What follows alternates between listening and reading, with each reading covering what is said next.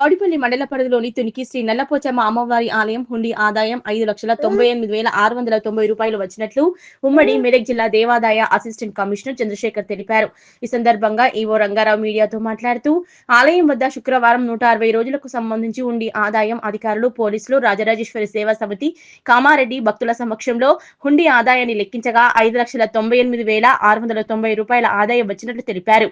ఆదాయాన్ని దేవాదాయ శాఖ బ్యాంక్ ఖాతాలో జమ చేయడం జరుగుతుందన్నారు. ఈ కార్యక్రమంలో జూనియర్ అసిస్టెంట్ వెంకట్రెడ్డి, మాజీ ఆలయ కమిటీ సభ్యులు శ్రీనివాస్ రెడ్డి, ప్రభాకర్ చారి, ఆలయ కమిటీ మాజీ చైర్మన్ చెల్లా మల్లేశం, ఆలయ పూజారి శివప్ప, సిబ్బంది రాజు, అశోక్, గ్రామస్తులు పాల్గొన్నారు. శ్రీ నల్లపోచమ్మ దేవస్థానం గ్రామం తునికి ఈరోజు దేవాదాయ శాఖ శ్రీయుత సహాయ కమిషనర్ గారి ఆధ్వర్యంలో మరియు పోలీస్ సిబ్బంది ఆధ్వర్యంలో ప్రెస్ గ్రామ పెద్దల సమక్షంలో హుండీ ఇప్పి లెక్కించడం జరిగినది.